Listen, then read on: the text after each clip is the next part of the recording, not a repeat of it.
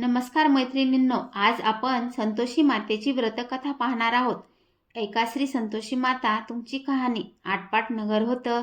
त्या नगरामध्ये एक म्हातारी राहत होती. म्हातारीला 7 मुले होती व 7 सुना होत्या. म्हातारीच्या 7 मुलांपैकी 6 मुले कामधंदा करायची, पोट भरायची. 7वा मुलगा मात्र आळशी होता. 7ही मुलांची लग्ने झाली होती. घरातील सर्व कारभार म्हातारी स्वतः बघायची. ती उद्योगधंदा करणाऱ्या 6 मुलांना चांगले चांगले खाऊ घालायची व उरले सुरले अन्न 7व्या मुलाला खायला द्यायची. एके दिवशी तो 7वा मुलगा आपल्या बायकोला म्हणाला, "अगं, माझ्या आईचे माझ्यावर खूप प्रेम आहे. तिचा मी लाडका आहे."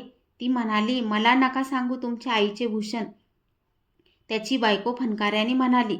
मग ती हलक्या आवाजात म्हणाली, "अहो, तुम्ही धाकटे, आईचे लाडके. तुम्ही कामधंदा करत नाही, बसून खातात, म्हणून आई तुमच्यावर दात खात असते. तुमचे भाऊ जेवून गेले की त्यांच्या पानातील उष्टे खरकटे काढते आणि तेच तुम्हाला खायला घालते. इतके प्रेम आहे आईचे तुमच्यावर." हे बायकोचे बोलणे ऐकून त्याला ते पटले नाही. तो बायकोला झिडकारून म्हणाला, "तू काहीतरी सांगतेस, खोटे बोलतेस, प्रेमात खीळ घालतेस. मी स्वतः जेव्हा माझ्या डोळ्याने असे प्रत्यक्ष पाहीन तेव्हाच तुझे म्हणणे खरे मानेन." थोड्या दिवसानंतर दिवाळी आली. सासूबाईने 7ही सुना हाताखाली घेतल्या. लाडू, करंज्या, चकल्या केल्या. फराळाचे खूप पदार्थ केले. आई खरोखरच आपल्याला उष्टे पदार्थ खायला देते की काय पाहण्यासाठी धाकट्या मुलाने आजारी पडल्याचे सोंग केले. एक पातळ धोतर घेतले. स्वयंपाकघरातच ठाण मांडले. तो तोंडावर पांघरून घेऊन सर्व पाहत होता. 6 मुले कामावरून आली. ताटावर बसली. फराळ केला. आईने खूप आग्रह केला. त्यांना पोटभर वाढले. उरले ते जमा केले. उष्ट्या चिवड्याने वाडगा भरला. उष्ट्या भुग्यांचा एक मोठा लाडू बनला. तिचे हे करणे धाकट्याने पांघरून आडून पाहिले व त्याला बायकोच्या म्हणण्याची खात्री पटली. आईची माया त्याला दिसून आली. फराळ केल्यानंतर ते 6ही जण आपापल्या व्यवसायास निघून गेले. थोड्या वेळाने त्याला आईने हाक मारली, "उठ बरं बाळ, कर थोडा फराळ." "आई ग आई, मला भूक नाही. मी आहे आजारी, बसू नको शेजारी. फार माया करतेस, बळेच खाऊ घालतेस." असे तो कणत कणत म्हणाला. मग आई म्हणाले, "हे बघ, हा वाडगाभर चिवडा खा. एकच मोठा लाडू खा. नाही म्हणू नकोस. सणासुदीला नाट लावू नकोस." मग मात्र त्याने पांघरून फेकले. तो ताडकन उठला व म्हातारीला फाडकन बोलला. त्याने आज निश्चय केला. तो आईला म्हणाला, "तू मला आजवर उष्टे खरकटे खायला घातलेस.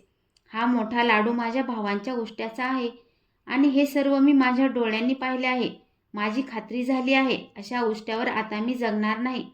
यापुढे मी या घरात राहणार नाही.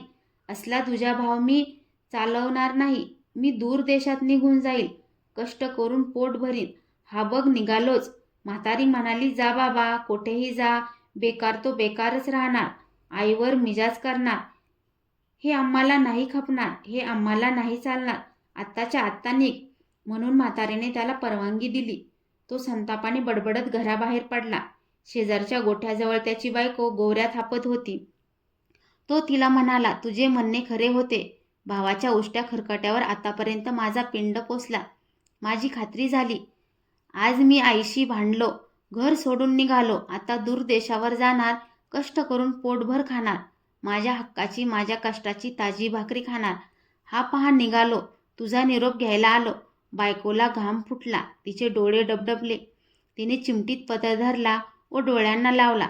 तिचा कंठ दाटून आला. तशीच ती बोलू लागली, "जा तुम्ही, तुमच्या मनाला येईल तसे करा. धनी तुमचा कोण धनी आहे, पण माझ्या ध्यानीमनी नेहमी तुम्हीच आहात. मला विसरू नका. सुखात राहा. तुमची आठवण मी नेहमी करत राहील. म्हणून तुमची एखादी वस्तू मला आठवण म्हणून द्या." तिला त्याने आपली अंगठी खून म्हणून दिली. त्याची बायको त्यावेळी शेणी घालत होती. ती म्हणाली, "तुम्हाला द्यायला माझ्याजवळ काहीच नाही. हे शेण आहे." असं म्हणून आपला शेणानं भरलेला हात त्याच्या पाठीवर उमटवला. तीच आपल्या प्रिय पत्नीची खून असे समजून तो निघाला. मजल दरमजल करीत तो दुसऱ्या देशातील एका मोठ्या शहरात गेला. तेथे एका व्यापाऱ्याकडे नोकरीला राहिला. रात्रंदिवस नेकीने काम केल्यामुळे मालक त्याच्यावर खुश झाला. अशी 12 वर्षे निघून गेली. मालकाने त्याला भागीदार केले. नंतर मालक त्याच्यावर दुकान सोपवून तीर्थयात्रेला गेला. इकडे घरी त्याची बायको मात्र फार दुःखी होती. सासू वगैरे तिचा छळ करीत, तिला कोंड्याची भाकरी देत आणि प्यायला नारळाची करवंटी देत. ती रोज रानात जाऊन लाकडे आणि घरातील सर्व कामे तीच करीत असे. एक दिवस अशीच ती रानात लाकडे गोळा करण्याकरिता गेली असता तिथे काही स्त्रिया श्री संतोषी मातेचे व्रत करीत असलेल्या दिसल्या.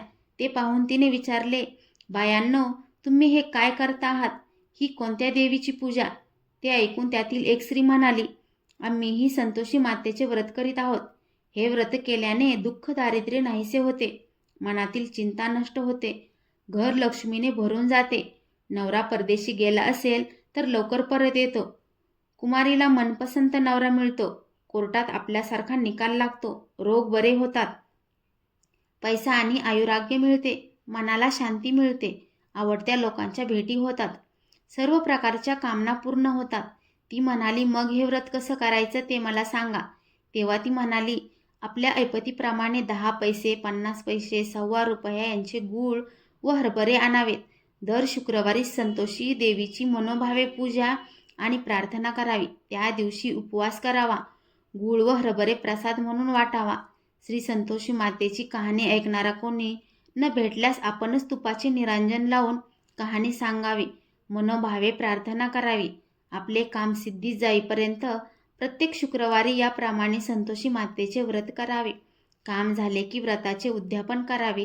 4 महिन्यात श्री संतोषी माता आपले मनोरथ पूर्ण करते. उद्यापनाच्या दिवशी आपल्या शक्तीप्रमाणे 1.25 पटीने रवा, तूप घ्यावे, त्यांची खीर करावी, हरभऱ्याची उसळ करावी. आपल्या घरातील 8 मुलांना जेवण घालावे. आपल्याकडे 8 मुलगे नसतील तर शेजारचे बोलावून आणून त्यांना जेवायला घालावे. आपल्या शक्तीप्रमाणे दक्षिणा द्यावी. असे उद्यापन करावे. फक्त त्या दिवशी घरातील कोणीही आंबट खाऊ नये. ते ऐकल्यावर तिने नेहमीप्रमाणे लाकडे गोळा केली आणि ती नगरात गेली. तिने लाकडे विकली आणि आलेल्या पैशातून तिने 10 पैशांचा गूळ आणि हरभरे घेतले. मनाशी निश्चय करून ती फिरली. वाटेत तिला श्री संतोषी मातेचे मंदिर दिसले. आज जाऊन तिने देवीला नमस्कार केला आणि म्हणाली, माते, मी अबला आहे, अज्ञानी आहे, माझे दुःख दूर कर, मी तुला शरण आले आहे. याप्रमाणे तिने 4 शुक्रवारी व्रत केले. श्री संतोषी मातेला तिची दया आली. तिच्या पतीचे पत्र आले, पैसेही आले. तिला फार आनंद झाला. पण तिचे दीर वगैरे मात्र तिची चेष्टाच करीत होते. इकडे देवी रात्री तिच्या नवऱ्याच्या स्वप्नात गेली आणि म्हणाली, तुला इकडे येऊन तुला 12 वर्षे झाली. तुझ्या पत्नीची घरी काय अवस्था झाली असेल याचा कधी विचार केलास काय? मूर्खा, तू तिला विसरलास, पण ती मात्र तुझ्यासाठी तू परत यावेस म्हणून हाडाची काडे करीत आहे. ती तुझ्या वाटेकडे डोळे लावून बसली आहे. तो म्हणाला, माते, मला हे सर्व समजते, पण मी काय करणार? मी इकडे परदेशात आहे. इथे एक देण्या घेण्याचा व्यवहार आहे. तो पुरा झाल्याशिवाय मी घरी परत कसा जाणार? ते ऐकून देवी म्हणाली, मुला, उद्या सकाळी उठल्यावर तू स्नान कर आणि दुकानात जा, माझी प्रार्थना कर, तुपाचे निरांजन लाव. बघता बघता दुकानाचे देणे घेण्याचे व्यवहार पुरे होतील. म्हातारीच्या सांगण्याप्रमाणे त्याने स्वप्नातील दृष्टांताप्रमाणे सर्व केले. दुसऱ्या दिवशी त्याने आंघोळ केली, तुपाचा दिवा लावला, श्री संतोषी मातेची प्रार्थना केली आणि तो दुकानात गेला. थोड्याच वेळात देण्या घेण्याचे सर्व व्यवहार पूर्ण झाले. पैशांच्या थैल्या भरून गेल्या. श्री संतोषी मातेची स्तुती करून त्याने रात्री दुकान बंद केले आणि सकाळी आपल्या देशास निघाला. तो आपल्या गावाजवळ आला. त्या दिवशी त्याची पत्नी नेहमीप्रमाणे लाकडे गोळा करण्यात रानात आली होती. वाटेत देवीच्या मंदिरात जात असता तिला दुरून येणारे धुळीचे लोट दिसले. तिने देवीला विचारले, माते, कोण येत आहे? देवी म्हणाली, मुली, तुझा नवरा येतो आहे. आता मी सांगते तसे कर. जवळच्या लाकडाच्या 3 मोळ्या कर. एक माझ्या मंदिराजवळ ठेव, दुसरी नदी किनाऱ्यावर ठेव आणि तिसरी आपल्या डोक्यावर घे. तुझ्या डोक्यावरची मोळी पाहून तुझ्या नवऱ्याला जेवणाची आठवण होईल. तो तुझ्याकडून ती मोळी विकत घेईल, जेवण करील व मग पुढे घरी जाईल.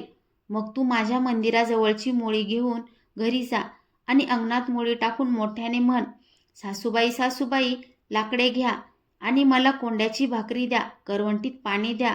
पण आज घरी पाहुणे कोण आलेत? देवीच्या सांगण्याप्रमाणे तिने केले. इतक्यात तिचा नवरा तेथे आला. त्याने मोळी विकत घेतली, जेवण केले आणि तो घरी गेला. थोड्याच वेळात ती घरी आली आणि मोळी टाकून म्हणाली, सासूबाई, सासूबाई, लाकडे घ्या आणि मला कोंड्याची भाकरी द्या, करवंटीत पाणी द्या. पण आज घरी पाहुणे कोण आलेत? बायकोचा आवाज ऐकून नवरा बाहेर आला.